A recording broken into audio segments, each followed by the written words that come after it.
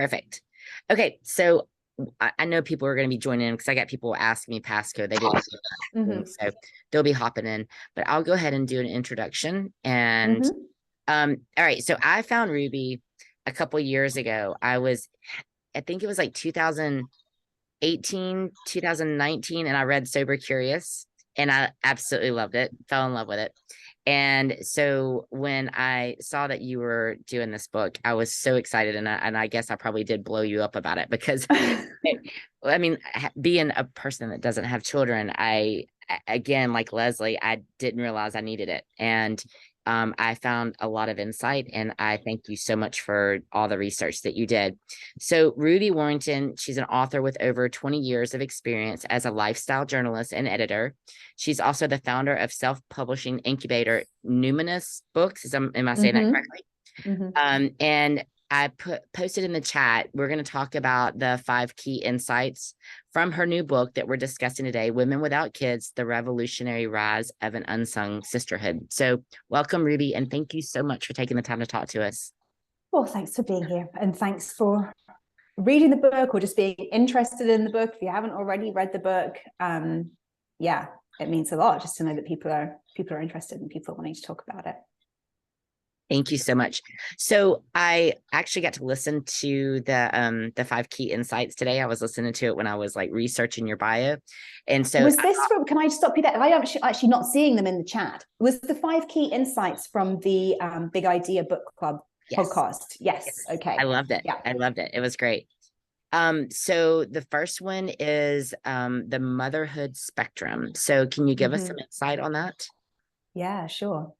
So this is, I open up the book. Can I just, from a show of hands, like how many people have read the book?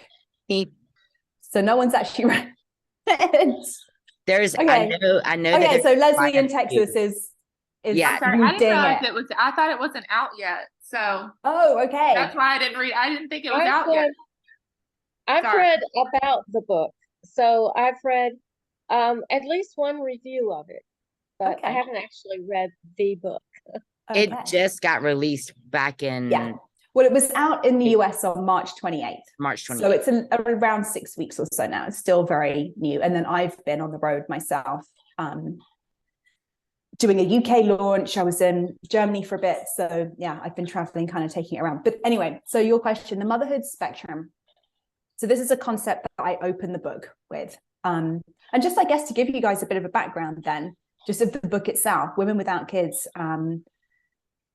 it talks about how, well, essentially the key goal of the book is to valorize the path of non-motherhood, no matter how a person might find herself here. As somebody who never had a desire to be a mom, I questioned that deeply throughout my whole life. The volume got turned up on this question: why don't you want to be a mother? Throughout my 20s and 30s, it got particularly loud after I got married at age 27. At that point, everybody wanted to know, when are you having kids? When the answer came back, I don't actually know, and I don't even know if I want to have kids, the question then became why don't you want kids? People were just absolutely couldn't understand this orientation, or that I might not want to do this thing. And I couldn't understand why I didn't want to become a mother. I couldn't understand. And I really went through so much inner questioning around this. I felt a lot of shame about not wanting to be a mother. I really honestly felt like there might be something biologically wrong with me, because the cultural messaging that this was not only the thing that would bring me fulfillment, the thing that I would ultimately regret if I didn't do it, the one most important thing I would be missing out on if I didn't become a mother. But that beyond that, it was actually the reason as a woman why I was here, was what I was physically built to do, is so strong and so potent and so powerful and so everywhere, that it was very hard not to believe that not wanting to be a mother meant that there was, something wrong with me. And so it was only reaching, my early 40s. I think I was about 43 when I decided I wanted to write this book. At this point, the questioning from everybody else had kind of died down a little bit. And I think this is largely because a lot of women in my community were very busily involved with being mothers. And they were too busy kind of like being moms to really care about what I was doing over here. But also I think that people just assumed that I had kind of missed the boat or missed out or was just kind of off doing my own sort of like weird thing. But as everybody else's questioning died down, I kind of found some more clarity, I suppose, to actually pause and consider deeply, why didn't I want to be a mother? I also found myself at this sort of age looking ahead to menopause. I actually found a fantastic book that reframed menopause as not the end of a woman's life, but the beginning or the gateway to her second adulthood. I highly recommend this book too. It's called The Silent Passage. It's by a woman called Gail Sheehy. It was written, I think, back in 1992, but has aged really, really well. And I found myself being quite excited about menopause.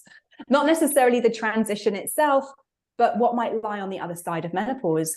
And with that realization, I realized I had no regrets about not having had kids. There was nothing in me that panicked and thought, oh my goodness, I'm 43, I've missed the boat, or maybe I'd have one last chance to do this thing. I felt no panic. I felt no regret. It didn't feel like anything, I had missed out on anything. And I realized that so much of the questioning, the shame, the self-doubt I'd felt about this orientation, about not desiring to be a mother, had come from all of this external pressure and external questioning and other people's opinions about this status, I suppose. So this is sort of, I wanted to write this book, first and foremost, to answer some of those questions for myself. Okay. Undoubtedly, having children, the procreation of the species, is one of the reasons we're here. It is one of the most probably important things a person can do with their life. Why did I not want to do that thing? And I actually started to get curious myself about digging into that from a personal level, from a family level, from a societal level, from a relationship level. What was it about me and the culture I've been raised in and the opportunities I've had, the doors that have been available to open to me? What about being me meant that I didn't want to be a mother? So this actually just became a question of sort of curiosity for me. Within that, I hoped to invite any other women out there who also had not become a mother, again, for whatever reason, whether it was a conscious choice, whether it just hadn't happened, whether they had not been able to have children, to also feel acknowledged and feel, like I said, like the path of non-motherhood is different and as valid as the path of mother, you know? The other thing I'd realized is that reaching my early 40s, many women in my community, friends, colleagues, family members, had also not had children. By no means had I been the only one. There are actually far more women without kids in my vicinity and in the world, actually, than I had ever realized. It's just that we hadn't ever had an opportunity or a reason to find one another and connect, because there was nothing specific to connect around, the way that mothers have all sorts of opportunities to meet and connect with other mothers. There are very few opportunities for women without kids to meet and connect with one another. And then I kind of mapped all of this against what I was reading in the news about this global drop-off in the birth rate. So in every country around the world, women are having far fewer children and more women are having no children at all. This is a global phenomenon. It has been this shift has been occurring over the course of the past century, with a notable exception in the West anyway, of the post-war baby boom, hence boomers. But otherwise, even in countries where the population is still growing, because on average, women are having more than the 2.1 children, that is the replacement rate, they're still having fewer children. So the population is growing more slowly. The global population, in fact, is set to peak in 2085, somewhere between 10 and 11 billion people. So this huge demographic shift that's affecting societies, not just women, but societies across the globe. What I realized is that's reflective of millions and millions and millions and millions of individual women's very, very personal, very individualistic, often highly conflicted and contested decisions about how to engage with our reproductive and our procreative potential. And I just felt that this was a huge story that wasn't being told and that wasn't being given the space and the weight that it deserves, you know? Whether or not to become a mother is absolutely central to every woman's life, and not a decision to be made and entered into lightly. And so, yeah, I wanted to kind of bring the necessary weight and nuance to this conversation to, like I said, valorize this path of motherhood, no matter how a person might find themselves here. So I suppose the first thing I wanted to look at was one of the key concepts that kind of came to mind, or that emerged very quickly as something I really wanted to explore, I suppose, was this concept of motherhood spectrum. Briefly, this is the idea that rather than motherhood being every woman's biological imperative and most natural role, most natural and fulfilling role, every individual's desire and suitability and aptitude for the vocation of parenthood will be influenced by a multitude of factors, everything from personality to the culture they were raised in, to their family background, to their relationship status, to their financial situation, to their career goals and aspirations, to their creative life, to their religious background. All of these factors are going to influence how a person feels about becoming a parent and a person's experience of being a parent once they've had children. These factors also might shift and change throughout a person's life.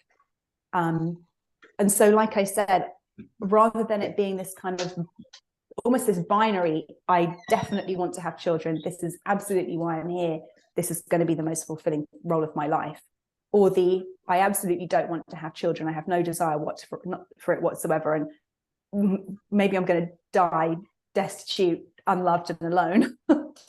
That every person's experience of parenthood and their decision making around parenthood exists somewhere on this spectrum. You know, there's a huge gray area, and it's an incredibly individualistic decision and path. So this kind of incorporates the idea of the motherhood spectrum. And in that chapter, I invite multiple offer multiple opportunities for reflection, which is really just about helping people, giving people permission to self-determine when it comes to their desire for parenthood, and also to make a realistic assessment of their parental readiness. That's a term that came up a lot while I was researching the book. Throughout the questioning period around whether or not I was going to have children, I would often hear, nobody ever feels ready to be a parent. It's never the right time. Nobody ever feels ready. It's never the right time. That to me is just so, it just erases so much of our actual experience. But number one, I know many, many people who felt extremely ready to become parents, and that this was exactly the right time. You know, these are people who, many of them have invested tens of thousands of pounds or dollars in IVF treatments because now is definitely the right time and they're really, really ready to do this. And so that whole kind of thing, like nobody ever feels ready, just go for it, just always felt very sort of, not necessarily intentionally so, but manipulative. You know, you don't really know yourself, you don't really know your situation, just do this thing because it's what's expected of you. So it meant questioning that, and this idea of parental readiness, giving people permission to actually assess, is this the right time for me? Am I ready for this? How is this realistically going to impact my life? Not only my life, but the life of any child that I might bring into the world as a result of taking the leap, you know? So yeah, the motherhood spectrum also came out of my work with my previous book, Sober Curious, which I am curious. Has anyone here heard that, familiar with that term, or familiar with that book? Of course, Cindy did, yeah. Yes, I've heard of it. Yeah, okay. So Sober Curious is a term that I coined back in like 2016. I at the time was really considering my relationship with alcohol, how I was using alcohol, the role that it had in my life. I didn't identify as an alcoholic. My drinking didn't look like alcoholic drinking. And yet I knew that my drinking was holding me back in lots of ways and causing me a lot more suffering than pleasure in the end. But because I wasn't an alcoholic, there was no reason for me to quit, and there was nowhere for me to really talk about my experiences. And so I'm bringing it up here because similarly, it seemed to me like we had a very binary idea about problem drinking. You're either a problem drinker, and therefore you need to get help, get a program, and abstain from alcohol for the rest of your life, or you're a normal drinker, and any problems you might experience associated with your drinking are just kind of to be expected and just get over it. But it seemed to me on reflection and really looking at the reality of the situation that any drinking, all drinking, can sometimes be problem drinking, and that actually there shouldn't be a barrier to people addressing their drinking, or even deciding that they want to quit. That comes with the label alcoholic attached.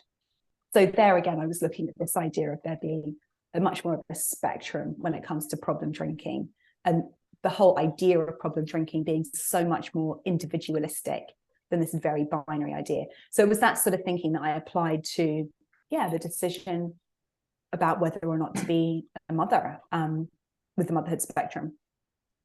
So that's kind of a foundational, it's kind of like a foundational concept that I introduced with the book.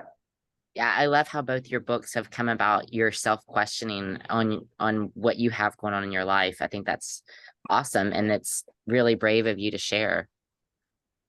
Yeah, well, I mean, I guess I feel really privileged, I suppose, to have been able to make a living doing something where, like, when I get every book deal I get, I'm like, great, I've got a commission to go and do my research on this thing that I'm really curious about, that I really need the information about, So I feel really lucky to be able to do this for a living. Yeah, I like for me, I mean, at 13, I knew I never wanted to have kids. And like the same thing, I mean, like I knew I never wanted to have kids. And being in the South, you just get, and Leslie can attest to this, it's like a shaming, like you're going to change your mind, you're going to make beautiful babies, you're going to. Right. But I always have felt like a higher power, like that I was here to do something more. Like I felt like if I had the time, if I'd had children, I would never have the time to create so many businesses that have allowed me to live the lifestyle that I live, which have entailed turned into my nonprofit to where I'm helping hundreds of kids go to school now. And I'm helping in another way that I think that just because you're not a mother doesn't mean you're not a mother. I mean, just because I didn't birth a baby doesn't mean that I don't have a purpose here on this earth. I never had that calling. I babysat at 13 and my mother had to come 30 minutes after. I was like, I cannot do this. It was never for me. I knew I never wanted to have children. And so, I think and I've never really talked about it. And it, like Leslie said, like, I didn't know that I needed it.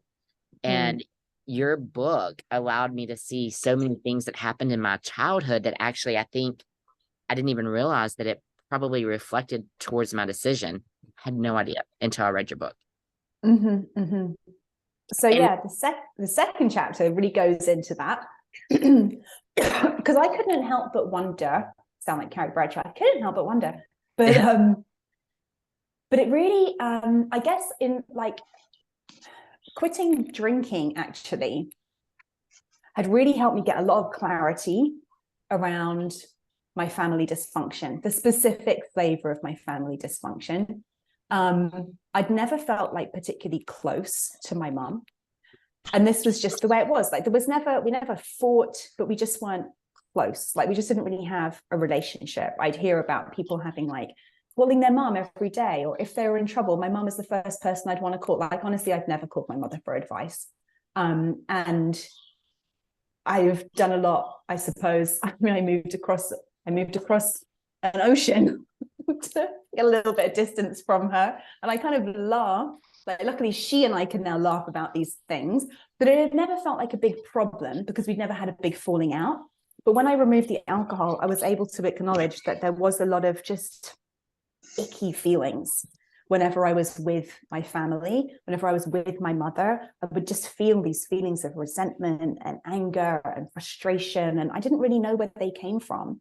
And so as pondering this question of like, why did I not want to be a mother, I began to ask myself whether my experience of being mothered had impacted my feelings about becoming a mother. This also was off the back of having some really, really deep and painful conversations with my mum about our relationship, which came as out of me quitting drinking and just no longer being able to kind of ignore or pretend that things were okay. And I learned from her so many stories about her relationship with her mother and about the other mothers in our lineage. Like both my parents actually are quite estranged from their parents. So I never really had a relationship with my grandparents. We're not, as you're probably getting the feeling, we're not really a kind of a close-knit, cozy family. We're just this bunch of individuals who are all off kind of doing our own thing. And there's just always been this lack of closeness, this lack of coziness. Like family has never felt like this kind of cozy nucleus of love and care.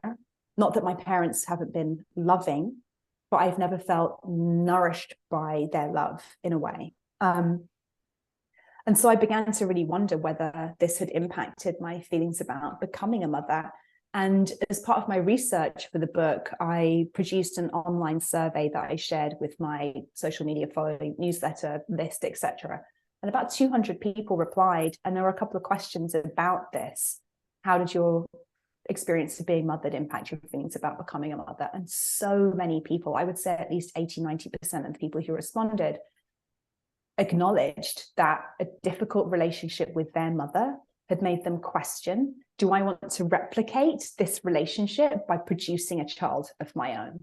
And that felt like a really profound insight that's just not spoken about at all. And I think one of the reasons it hasn't been spoken about is that prior to the 1970s, with like the women's liberation movement and women finally having been given some degree of choice around whether or not they wanted to become a mother, when and under what circumstances and with whom they wanted to have children, whether they might want to get an education, pursue a career, pursue financial independence for themselves instead. What I'm trying to say is it's actually only very recently that women have had a degree of option or choice about whether or not to replicate that relationship that they had with their mother. And I think what we're seeing now with the rising numbers of women without kids, particularly among Gen X women born kind of from the late 1960s, early 1970s onwards, with millennial women and with Gen Z women, I think we're just seeing, more people reflecting on what has my experience of family been, what might my relationship with my children be like based on the relationship that I had with my parents, and that factoring into people's decisions about whether or not to have children too, which I just haven't seen this acknowledged, spoken about anywhere. I mean, I have thought maybe there's a PhD in this, because I just think it's such an interesting area for research, like the impact of people's particularly early childhoods in those very early years when we're forming our most kind of our foundational kind of attachment style, and how that impacts our feelings about becoming parents and our experiences, even when we do have children, our experiences. What I learned from my mother, actually, she had lost, and you'll read this if and when you read the book, but she lost her mother when she was 18. She'd also been put in a boarding school at age 11 because her dad was in the Air Force and they traveled around the world and didn't want to take the children with them. So she had, kind of a severed attachment with her own mother. And having me brought so much of her unprocessed grief around losing her mother to the surface. And I think this made it quite hard for her to attach and connect to me as an infant. And even as a very young infant, I learned to sort of just look after myself and look after my own needs. So putting all of these puzzle pieces together, it started to make even more sense to me that the thought of having an infant baby dependent on me might trigger some of those same feelings that my mother had felt in that experience with me. So it gets a bit deep, a little bit analytical, I suppose, but a lot there. And Cindy, you said that reading some of my story and some of the stuff about my relationship with my mother had really helped you reflect on your circumstances too, and how that had played into your feelings about potentially becoming a mother yourself. Yeah, it really did. And I didn't realize that. I've always kind of blamed my dad for some of the things that happened to me in my childhood. But when I read your book, I was like, it was my mom. Like, so much of it was my mom's influence. And for some reason, I just kind of always blocked it out. I literally am like texting my therapist that I haven't seen in years because I thought I was okay. And I was like, I have a new discovery. I'm reading this book. And like, it opened my eyes up to where it was a lot of my mom. And my mother used to always say to me, I love you, but I would never do it again. That's what she would say to me. And she, like, I missed out on so much of my life. And I guess you just kind of blocked that out. And she got one stretch mark, and of course it was for me, and she had 3 babies. I was the last. And so she's like, you ruined my body. And you know, I had a gym for many years, and the women that would come in there and would come to me for nutrition help, they would say, I love my kids, but there was always this but, you know, and like, I wish more women thought about the consequences, like what you really thought about, like to have kids or not to have. Everybody should really go through that thought process before they do that, because so many kids are neglected and they're just not given the love, and then they're in bad relationships, and then you're a product of your environment, and it just goes from one generation to the next. So yeah, I think it was so eye-opening for both sides, whether you have kids or you don't have kids, because of the sacrifices and everything that you're put through. Well, I think, yeah, something that's been really interesting in hearing from readers now that the book's been out, so many mums have told me they really enjoyed reading the book because it helped them feel less guilty or less like they were a bad person for sometimes just not loving being mothers, for not feeling like this is my ultimate purpose. I'm so relieved that I did this. For sometimes wishing they hadn't had their kids. And I think by dismantling this idea that all women are built to naturally revel in the role of mother, by taking that off the table, it gives mothers permission to still want to retain the identity and still want to feel like the woman that they are without their kids, and also B, just permission for it not to always feel like all sunshine and flowers, you know. And I think as well, I share a lot about the healing I've done in my relationship with my mum, and how I've really come to a place of deep acceptance about the challenges in our relationship, I suppose. And just I find myself much just understanding what kind of pressure she was under, what influences were impacting her ability to mother me, and therefore impacting our relationship. I've realized that she, and it's a kind of a cliche to say it, but she really was doing the best she could with the resources emotionally and financially and everything else that she had available to her, you know. And as imperfect as some of her mothering was, I've turned out pretty good, and she gave me so much that I'm so grateful for as well. So I think it was really, really hard. I shared with the original, like, unedited manuscript with her before I went through the editing process, because I wanted to make sure she was happy with everything that I was including. And that led to some very, very painful, very fraught, difficult conversations between us. But it cleared so much of the air, and it has helped us to connect at a much, much deeper level. And it's something I've been noticing in the past 6 months or so, is that literally now at age 47, I'm beginning to have the kind of relationship with my mother that I can imagine wanting to replicate with a child of my own. Not, by no means am I saying I regret not having children, or that I'm starting to wish I had, or that I want to have a child, or anything like that. But I'm able now to understand in a different way the yearning or the urge that people do, like where that does come from. If you come from a really beautiful, loving, close-knit family, I'm starting to understand now how you would have a really kind of deep and primal yearning to recreate that with your own children. Now, what's also really interesting to me is that my mum always wanted to have children. Like, even from a very young age, she told me that when she was a kid, she told her mum she wanted to have 6 children. And she's shared with me that she's really, you know, she completely found her identity in motherhood, and that has been the most important role for her. And I think in a way, this is one of the things that caused distance between us, because she couldn't understand that I didn't want to be a mother, because she loved it so much and it was her chief role. But yeah, and I think what's interesting is that it was almost like her response to her difficult childhood was to have children so that she could create the kind of family that she wanted. So again, this comes back to it being so individualistic. Like, my response to my family dysfunction was, I don't want to do that. Another person might be, oh, I want to do it differently. I want to do over, you know? Pamela, do you have a question? Yeah, so I just I find this really fascinating, and thank you so much for offering this. But I as well have gone through my whole life without ever having married or having had children. Let's see, I'll turn my picture on so you can see my lovely mug.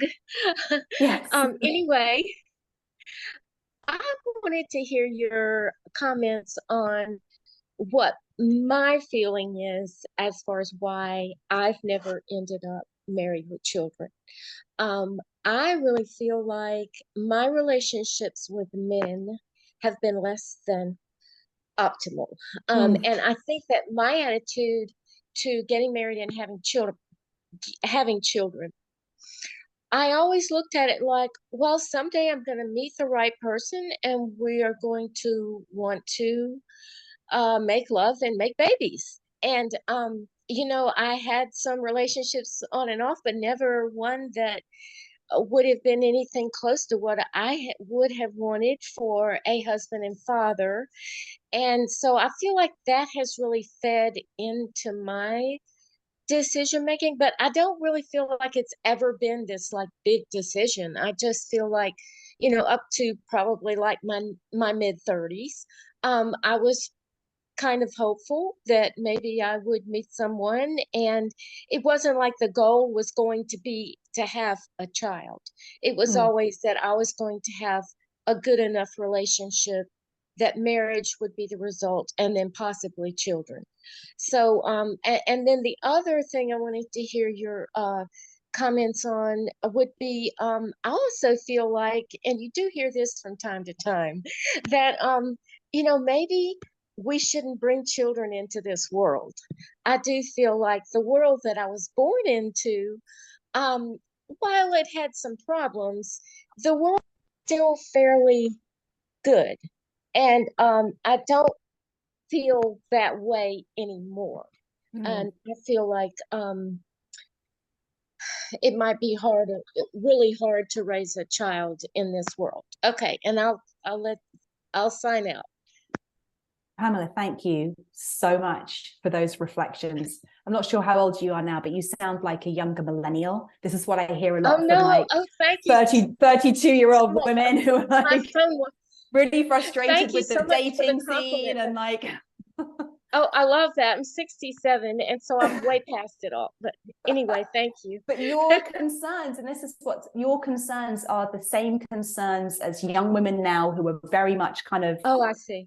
So there's so in the most recent research, which is about 10 years old, and I wonder how these numbers might have shifted slightly since then, but of all the people who don't have children, for an estimated 10%, this is a very conscious choice, probably more like Cindy and myself, like this is not something I want for my life, there's other things I want. For another 10% or so, it's people who have tried to have children and have experienced fertility issues and not been able to get pregnant. And then for the other 80%, this cohort is termed childless by circumstance, meaning had things worked out differently, they possibly would have had children, you know, but on assessing their parental readiness. It just hasn't been the right time. Things haven't lined up. And of all the people who are childless by circumstance, currently, the current generations who are in this place now, financial concerns are probably number one.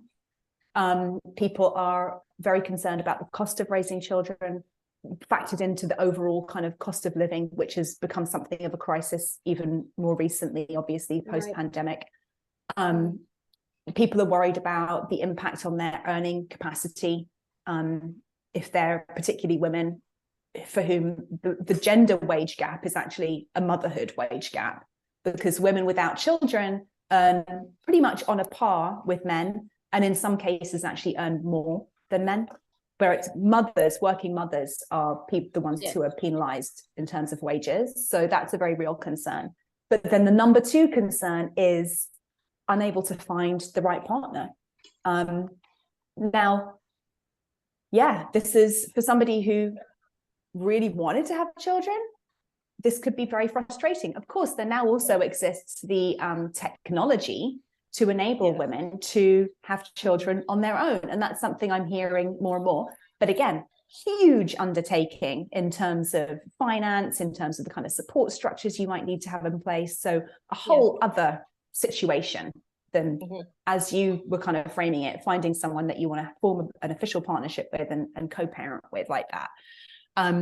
So this is a problem that is not at all uncommon, you know. And what I will say is, of course, there are plenty of societies around the world where a husband would have been found for you at age roughly 15 or 16, and you would have started having children with that person, whether it was your desire to or not. And that is the reality for many, many millions of women around the world.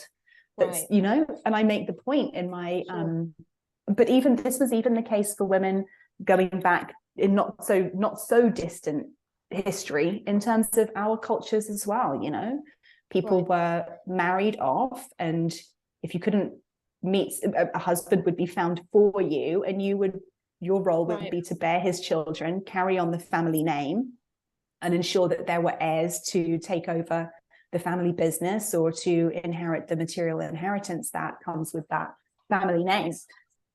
So part of what you're describing in a way is the shadow side, I suppose, of women having more choices about who we have children with.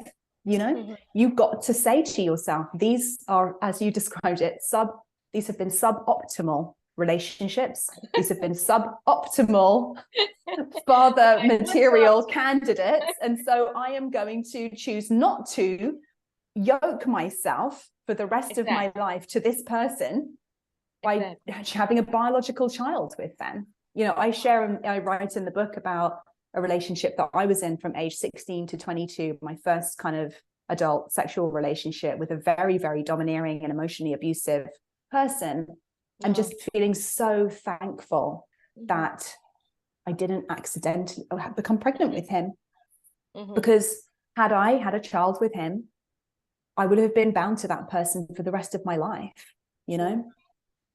So it's a not uncommon scenario that you find yourself in.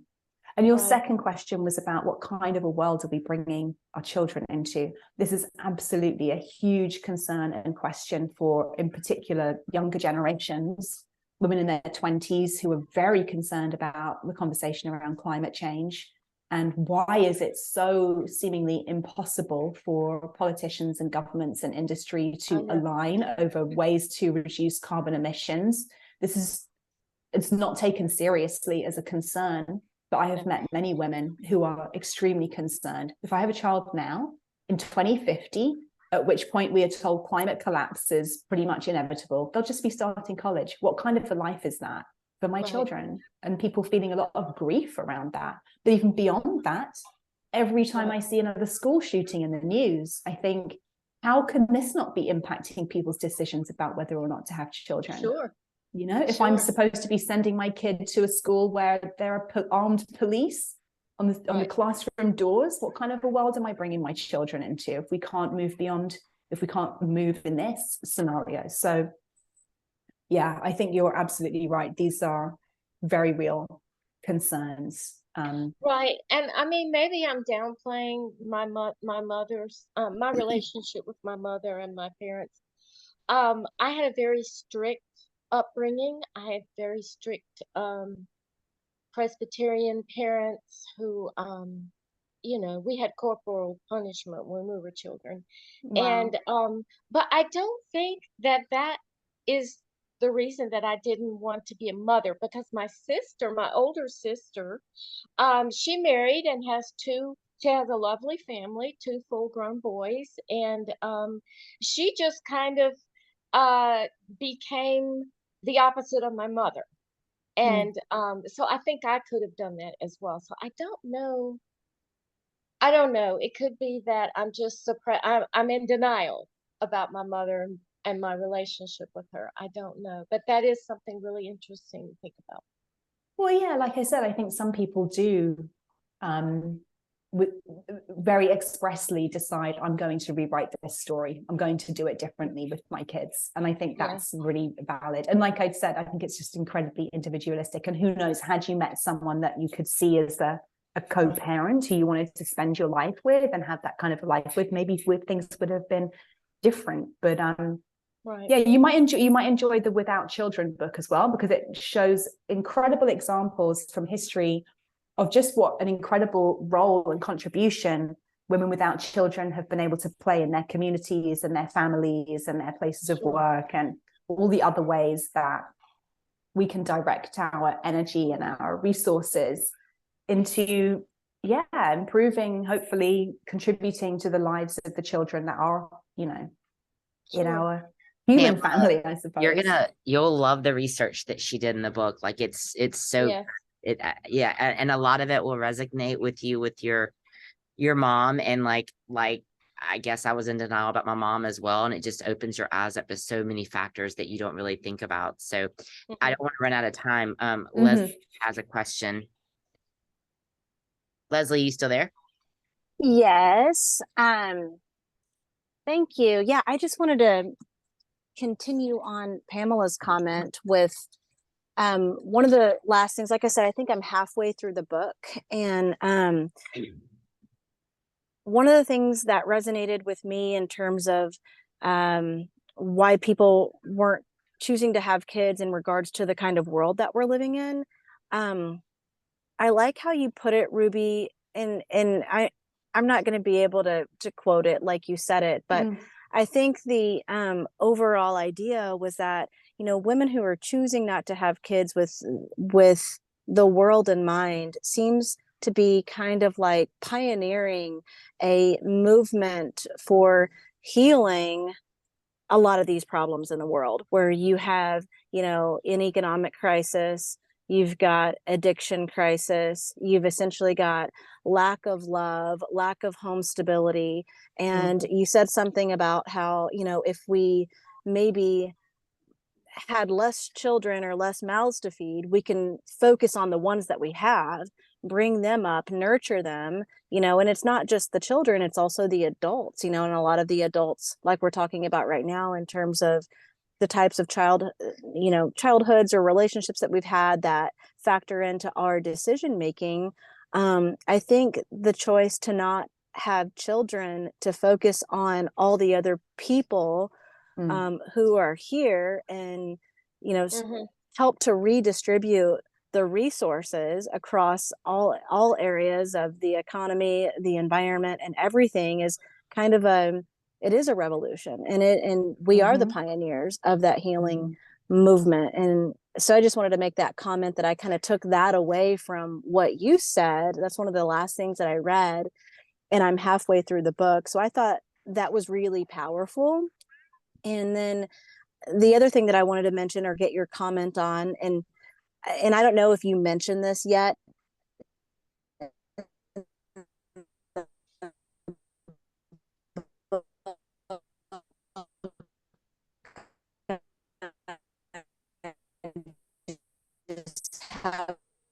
Hey, Leslie, repeat that question. Listening. I think we're losing a little bit. You just froze. Wow, she was making a really good point. She was. Well, I guess because there's a recording, Cindy, you can send Leslie the recording. Leslie, if you can still hear, I'm going to answer that. I'm going to just respond to your first piece. So I think there's a piece, and even in the introduction, where I just kind of, as part of a longer kind of reflection, make the comment, we need more resources being poured into the human beings who already exist, rather than all of this focus on people need to be having more children. We've got a shrinking birth rate. We've got an aging population. There aren't going to be enough young people to look after all of the old people.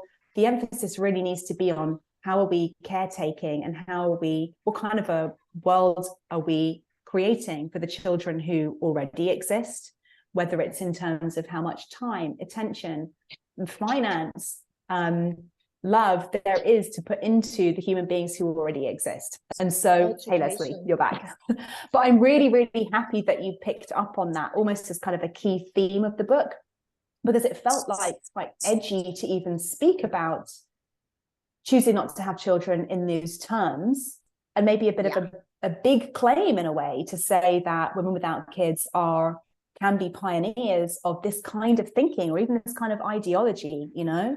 But I think the more vocal we can be about that being a factor of our decision-making process. There's another book which gets kind of more political, I suppose, that I quote in Women Without Kids, and it's called Birth Strike. So this is by a feminist scholar called Jenny Brown, and she really frames this kind of withdrawal from reproductive duties, whether, again, it's like a conscious choice if this is something I don't want to do, or if it's more of a circumstantial, this is not something I plan to do under current conditions. This is sort of, she frames it as a birth strike. And I don't know, I mean, if we look in the news, like it's happening in the UK, the US, France, like all over the world, people are striking. Postal workers are striking, nurses are striking, rail workers are striking, all these service industry positions, which are so massively devalued in our society. The essential workers, as COVID showed us, who are still just so poorly paid for their service and the very vital jobs that they do. Jenny Brown, her book came out before the pandemic, but you can almost wrap kind of mothering into that as well. Like the fact that women are saying, no, this is work, this is a job, this is a vital part of our economy, actually. And not only is it undervalued and not recognized, but even like just yesterday, Elon Musk cut paid parental leave for Twitter workers from 20 weeks to 2 weeks. What kind of a statement is that making about how much we value mothering and the caregiving, the essential caregiving that is necessary for new human beings to develop a strong sense of self and the kind of inner confidence that allows them to thrive as future adults? You know, there's so much research that shows how inadequate caregiving or inconsistent caregiving in early childhood can have devastating consequences on people's outcomes as grown-ups, whether it's addiction issues, relationship issues, depression, anxiety, physical health issues. You know, all of these can be traced back to really poor conditions in early childhood, whether it's outright abuse, whether it's neglect, whether it's just insufficient care. You know, that book, Body Keeps the Score, which is all about trauma, the author even says that, I love that book. Childhood neglect is the #1 public health problem in America, because of the very strong links to poor mental health outcomes, poor physical health outcomes. So yes, I think that in a kind of indirect, implicit way, the fact that more women are saying, I refuse, or I am not prepared to take on the role of parent under current conditions until policymakers, until corporations, until governments actually pay attention to what women and children need, like on a basic human level, then so long as I have the option, I am going to exercise that choice and choose not to bring new children into the world. And then, of course, against this backdrop, Roe v. Wade is overturned. It's just like the link between this just seems, okay, well, we'll take away the option wherever we can then. It's stark. I wonder if the other comment that I was trying to make is, and I don't know, like I said, I didn't know if you had mentioned this, but in terms of the decision making of not to have kids, I wonder if there's any link to technology and the access to information, which causes just people to be more curious about a myriad of topics. Because I've always said, well, if I live to be 500 years old, then I would have no problem donating 100 years to nurturing a new awesome human being. But we only get 100 years, and I need to work on making myself awesome. And so, and there's so many things that I'm interested in beyond, you know, baby stuff and parenting, and that I absolutely just, you know, I totally respect, but have just no interest in and never have. And there's so many other things that I just light up about. And I just don't feel like there's enough time in my lifetime to explore all the things that I am really interested in, you know, as it is, not to mention to multitask being a parent.